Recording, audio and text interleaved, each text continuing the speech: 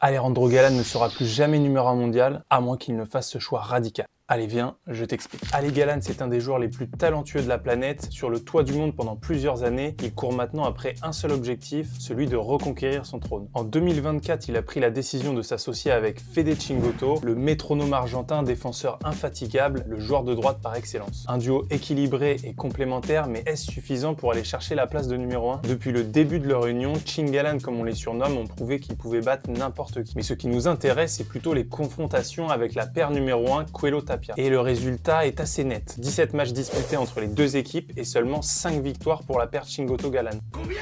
C'est au début de leur association que Chingoto-Galán ont gagné le plus de matchs face à Coelho Tapia, notamment au P2 de Bruxelles, au P1 de Mar de Plata ou encore au Major de Rome. Mais voilà, depuis le 7 juillet 2024, soit à peu près 9 mois, ils ne se sont plus imposés face à Coelho Tapia. Ces derniers ayant réponse à tous les assauts de Chingalan, imposant un paddle plus moderne, plus rapide et surtout impressionnant de puissance. C'est là que tout se joue, le paddle change, il évolue. Le football, il a changé.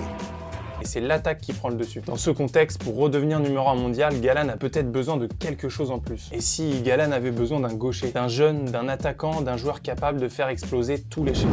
Vous commencez à me voir venir, et si la clé était Pablo Cardona? Cardona, c'est la promesse du futur, déjà 16e mondial à seulement 20 ans. Le puissant gaucher adopte un jeu très offensif et pose surtout beaucoup de problèmes à la paire Coelho Tapia. Et oui, cette saison, il les a rencontrés 3 fois, 3 matchs très accrochés qui auront tourné 2 fois à l'avantage des numéros 1 mondiaux, et une fois à l'avantage de Pablo Cardona et de son partenaire actuel, Leo Osberger. C'est même Arturo Coelho lui-même qui évoquait en interview redouter cette paire. Et il a raison, car chaque match disputé face à Cardona s'avère être une vraie guerre, tant les progrès du jeune espagnol dans le jeu sont impressionnants. Alors voilà, on se dit que de l'associer à Galán pourrait donner une paire complètement inarrêtable. Un mélange d'expérience, de puissance et de fougue. Mais surtout avec un objectif commun, celui d'aller conquérir les sommets du paddle mondial. Alors pour toi, cette paire peut-elle fonctionner? Donne-moi ton avis dans les commentaires et n'hésite pas à proposer le joueur qui, selon toi, pourrait épauler Galán dans sa quête. Et moi, je te dis à la semaine prochaine pour un nouvel épisode de Paddle Talk.